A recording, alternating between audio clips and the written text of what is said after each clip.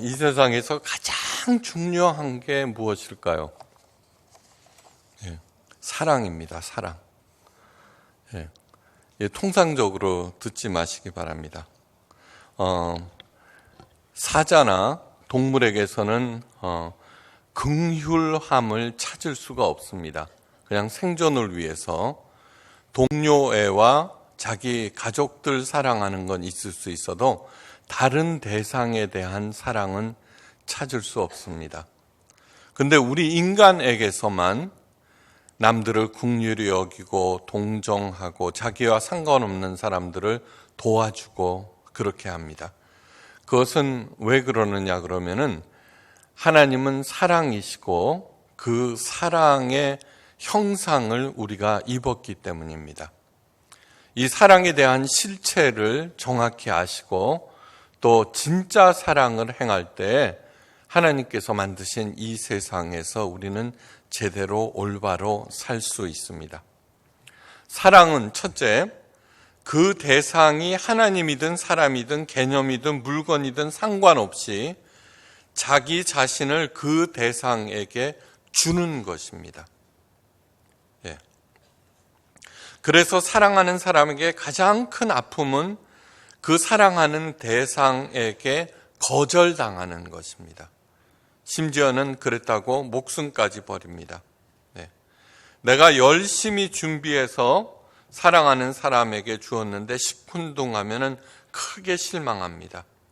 온 세상이 자기 것을 챙기고 빼앗기지 않겠다고 애쓰는데 사랑의 영역에서만 정반대로 사랑하는 대상에게 더 주지 못해서 애달파합니다. 오늘날 세상이 이렇게 힘들고 아픈 이유는 사랑은 더 상대방에게 자기 자신을 주는 것이라는 것을 알지 못하고 사랑을 통해서 상대방을 오히려 가지려 하기 때문입니다. 투철한 혁명가들은 자기가 사랑하는 국가나 이념을 위해서 자기 목숨을 초계처럼 버리고, 진정한 예술가는 자기가 사랑하는 음악이나 미술에게 자기 자신을 던져버립니다. 그래서 가난이나 역경도 더 나은 음악이나 그림을 위해서라면은 능히 가볍게 여길 수 있습니다. 베토벤은 음악에서 가장 중요한 청력을 상실하고도 더 훌륭한, 더 높은 경지의 음악을 창출해낼 수 있었습니다. 25살의 임윤아는 화가입니다. 선천성 대사 효모 결핍증이라는 희귀병을 앓고 있습니다. 뇌세포가 점점 손상되어서 발달 장애를 일으키는 질환으로 손을 움직여서 반복적인 작업이 거의 불가능하게 되었습니다. 그러나 화가의 꿈을 이루기 위해서 하루에 무려 15시간 이상을 그립니다. 그 결과 자신만의 독창적인 미술 세계를 창조했습니다. 오히려 경직된 그의 손끝에 의해서 더욱 독창성이 두드러졌습니다. 그녀가 말합니다.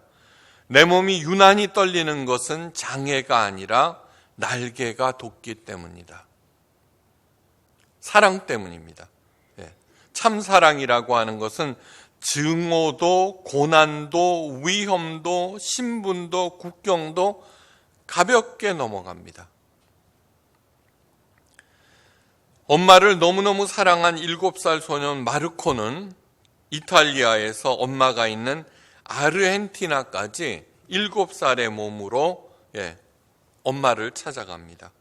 꼬마 마르코에게 수많은 위험과 위기가 있었지만 그저 보고 싶고 사랑하는 엄마를 만나러 가는 과정의 하나일 뿐입니다. 늘 강조합니다. 하나님을 가장 사랑하십시오. 그리할 때 내게 생기는 그 모든 것들이 다 사랑하는 하나님을 만나러 가는 과정일 따름입니다.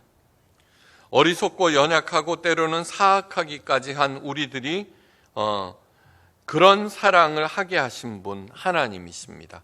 하나님께서 자기 자신을 사랑의 대상으로 내어주신 것 자체가 은혜 중에 은혜입니다. 그 사랑의 마음 자체가 하나님의 최고의 선물입니다. 그러므로 그런 사랑을 체험한 사람은 하나님의 최고의 복을 향유한 사람이며 이미 그 사랑을 하면 할수록 그는 하나님의 생명과 은혜를 더 풍성하게 누리게 됩니다. 하나님께서 왜 그런 사랑의 마음을 우리들에게도 나누어 주셨을까? 이유는 하나입니다. 하나님은 사랑이시기 때문이시고 그 사랑을 우리들에게 나눠주시기 위해서 우리를 하나님의 형상으로 만드신 것입니다.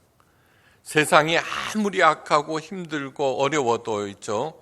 그 사랑으로 여전히 움직이고 있다는 것을 절대로 잊지 마시기 바랍니다.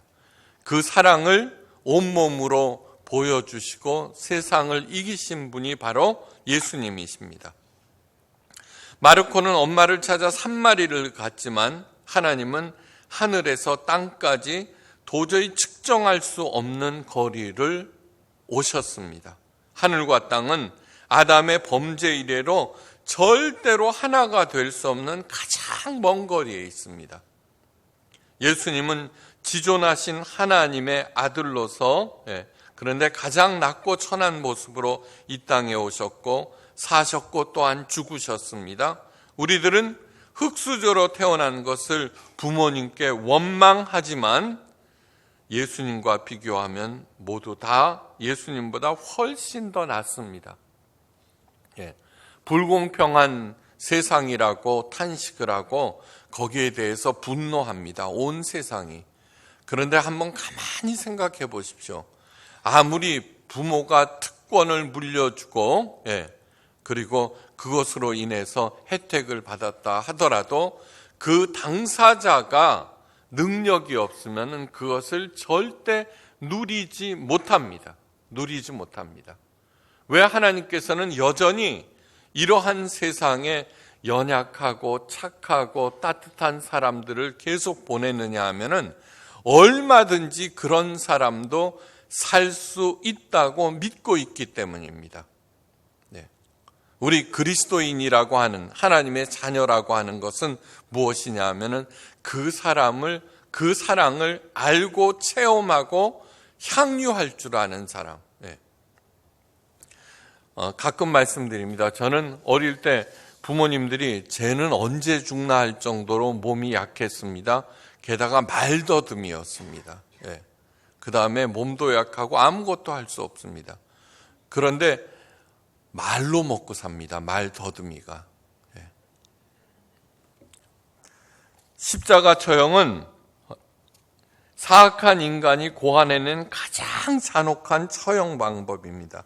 죽기 직전까지 어떻게 하면 고통을 극대화시킬 수 있는가 연구한 끝에 나온 것이 바로 십자가 처형입니다. 왜 수많은 처형 방법 가운데 예수님께서는 십자가형을 당하셨는지 그것을 아셔야 합니다. 십자가에서 하나님의 사랑이 가장 극명하게 드러났다라고 하는데 가장 사악한, 가장 무서운 십자가를 예수님께서 전혀 질 필요가 없음에도 불구하고 그것을 감당하셨기 때문입니다. 십자가에 달기 전에 채찍으로 39대를 때립니다.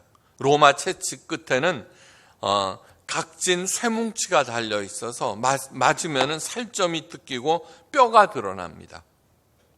왜 39대를 때리느냐 하면은 40대를 맞으면은 죽기 때문입니다.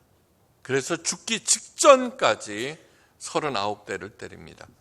그 만신창이가 된 몸으로 무거운 십자가를 지키고 자신이 죽을 처형장까지 가야 합니다.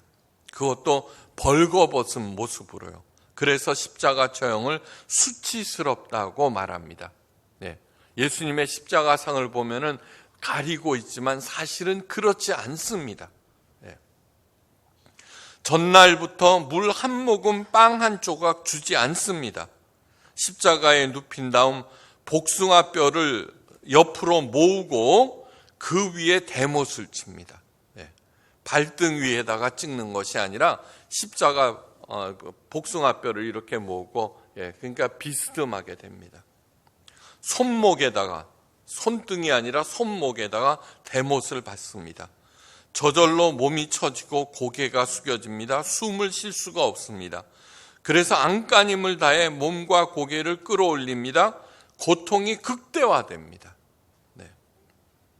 이 십자가 처형에서 딱 한 번의 배려가 있는데, 모략을 탄 신포도주를 긴 막대기 끝에 달린 해융, 스폰지에 묻혀서 처형자에게 주는 것입니다.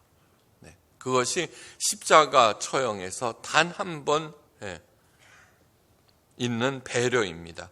그런데 우리 예수님께서는 그 단 한 번의 배려도 거절하셨습니다. 마가복음의 기록입니다. 모략을 탄 포도주를 주었으나 예수님께서 받지 아니하시더라. 왜? 신포도주이기 때문입니까? 거기에서 그거를 따질 겨를이 없습니다. 그 전날부터 물 한 방울 마시지 못한 터인데 왜 그렇게 하셨을까? 저는 이 세상에 태어난 모든 사람들을 끌어안기 위해서라고 믿습니다. 모든 사람들의 아픔과 슬픔과 고통을 다 가장 저주스러운 십자가 처형을 받은 사람들의 고통보다도 더한 고통을 감내하심으로 그들까지 품으시기 위해서입니다. 우리들이 아픔을 토로합니다. 그런데 자기 자신의 아픔보다도 더 큰 고통을 당한 사람의 이야기를 들으면 어떻게 돼요? 그 앞에서 침묵하게 됩니다. 바로 예수님께서 그래서 그 신포도주를 거부하신 것입니다. 바로 이것이 예수님께서 보여주신 하나님의 큰 사랑입니다. 큰 사랑.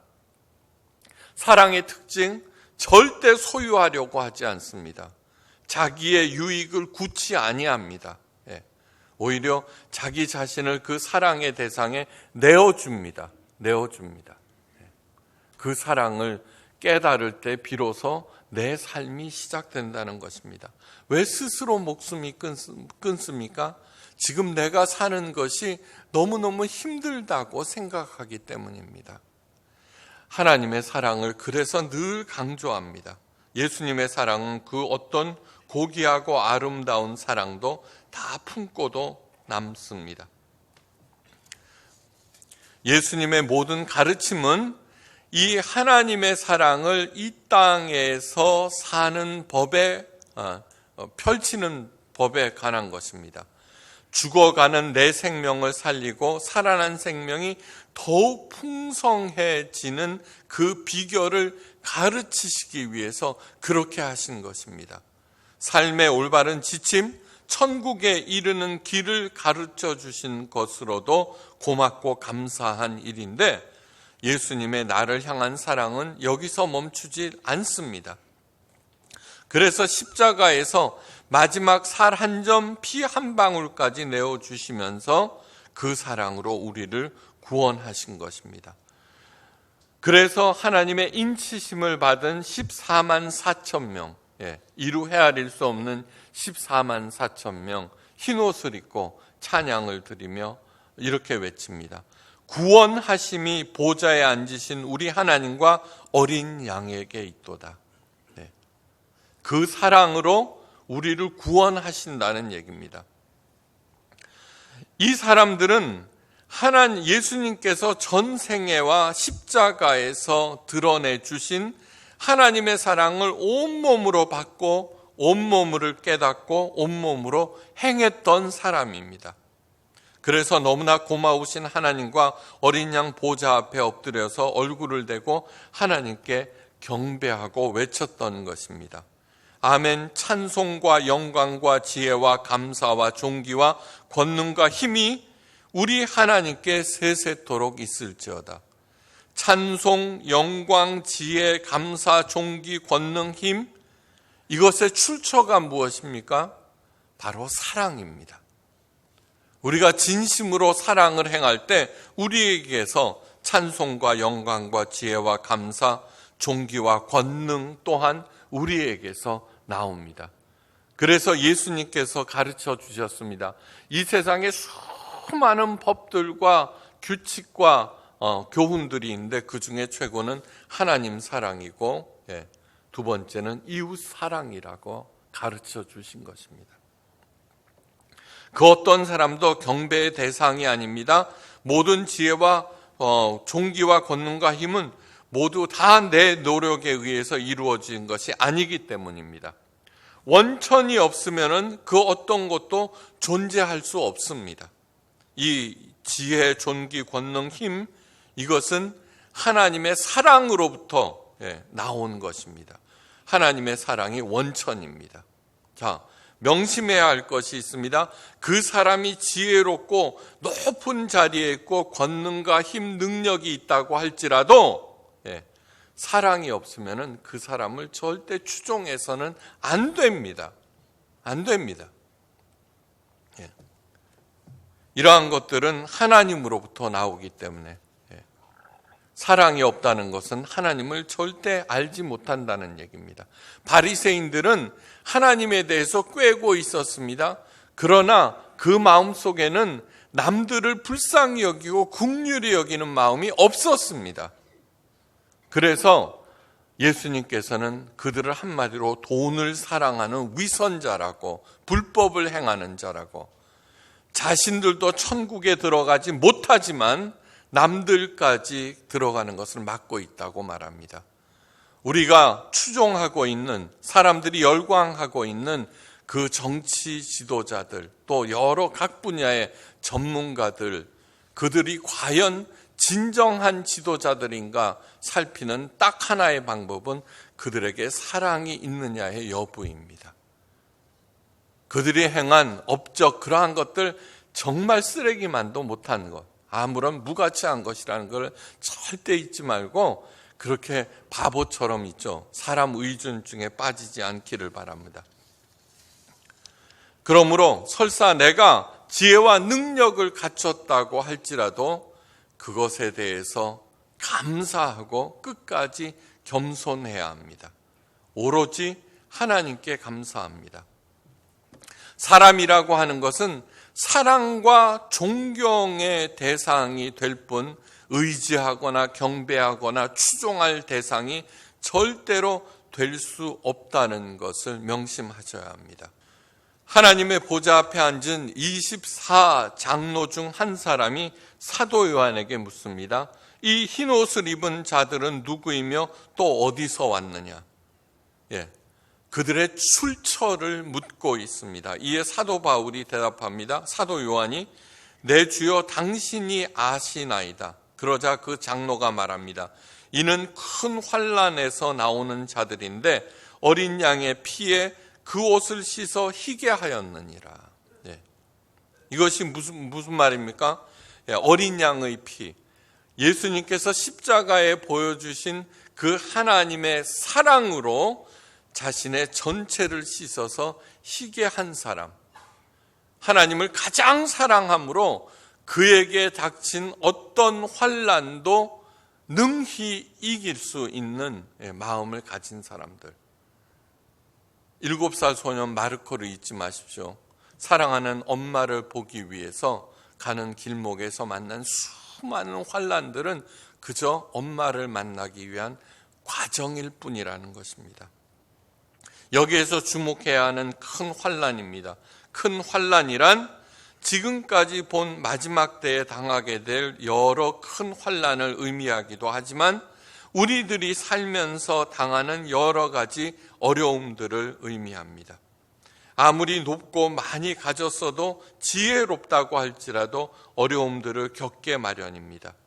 정말 중요한 것은 그 어려움이 얼마나 크냐에 관한 얘기가 아니라 내가 어떻게 대처하느냐에 관한 것입니다. 예수님께서 자세히 가르쳐 주셨습니다. 가장 기본이 되는 것은 어떤 경우에도 악을 악으로 갚지 않는 것입니다. 악을 악으로 갚지 않는 유일한 길은 내가 사랑을 가졌을 때만 가능합니다. 설사 내 잘못과 허물이 없을지라도 그렇게 해야 한다는 것입니다. 나는 허물이 없습니다. 잘못이 없습니다. 그런데도 고난을 당하고 남들에게 비판의 대상, 공격의 대상이 됩니다. 그럴지라도 절대로 똑같은 악으로 대항하지 말라는 것입니다. 그렇다면 내 잘못과 허물로 인한 것이라면 당연히 당해야죠. 당연히 당해야죠. 근데 그런 사람들이 없습니다. 자기가 잘못했음에도 불구하고, 그래서 수많은 사람들이 피해를 입었음에도 불구하고 잘못한 사람들이 아무도 없습니다. 그런데 그렇게 당해야 하는 인내심, 그것은 또한 내 인내심이 아니라 예수님의 이름으로 감당하는 것입니다. 그래야 할 때 그 고난이 오히려 나를 교정하고 살리고 하나님께로 인도하는 은혜의 시간이 됩니다. 그래서 사도 바울이 이렇게 말합니다. 어두운 데서 빛이 비치라 말씀하셨던 그 하나님께서 예수 그리스도의 얼굴에 있는 하나님의 영광을 아는 빛을 우리 마음에 비추셨느니라. 예수님께서 십자가에 달려서 그 얼굴이 헝클어졌습니다. 그러나 그 모든 것들은 하나님의 영광을 드러내, 하나님의 사랑을 드러내는 그러한 빛이었습니다. 그것이 얼마나 고맙고 감사한 일인지 내가 깨달았습니다. 정말 하나님이 나를 사랑하셔서 예수님께서 나로 인해서 저런 고통을 당하셨구나. 그것을 깨달아 합니다. 우리가 이 보배를 질그릇에 가졌으니, 이 보배가 무엇입니까? 바로 그 사랑을 내가 가지게 되었다는 얘기입니다. 이는 심히 큰 능력은 하나님께 있고 우리에게 있지 아니함을 알게 하려 하심이니라. 사랑의 증거가 있는지, 내가 정말 사랑을 가지고 있는지 한번 살펴보십시오. 그것의 가장 큰 증거는 무엇이냐 하면은 나하고 상관없는 사람들을 긍휼히 여기느냐입니다. 불쌍히 여기느냐, 동정하고 있느냐. 하나님께서는 그런 사람들의 살아생전에도 그들 위에 장막을 쳐주셨고 보호하시고 공급하셨습니다. 이스라엘 백성들이 40년 동안 광야에서 낮에는 구름기둥, 밤에는 불기둥으로 하나님의 인도하심을 받은 곳과 같습니다. 그래서 그 장로를 통해서 하나님께서 약속하십니다. 그들이 다시는 줄이지 아니하며 목마르지도 아니하고 해나 아무 뜨거운 기운에 상하지도 아니하리라. 하나님의 약속은 이어집니다. 당연하죠. 그 사랑하는 대상에게 조금이라도 더 주려고 하니까. 사랑의 대상이 되는 것은 무엇이냐 하면은 상대방의 사랑을 먼저 알아봐야 합니다. 그래야지 그 사랑을 누리게 됩니다. 보좌 가운데에 계신 어린 양이 그들의 목자가 되사 오늘도 하나님께서 우리를 인도하시고 공급하십니다. 그런데 내가 바라는 일이 일어나지 않았다는 이유로 하나님께서 살아계시냐 아니냐.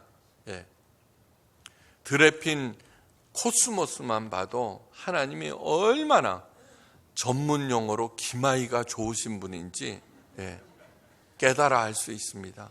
하나님을 가장 사랑하는 저와 여러분 되시기를, 그리하여서 어떤 환난과 심판도 능히 이겨내고 훗날 사랑하는 하나님 앞에서 흰옷을 입고 최고의 경배를 올리는 모두가 되시기를 주의 이름으로 간절히 축원합니다.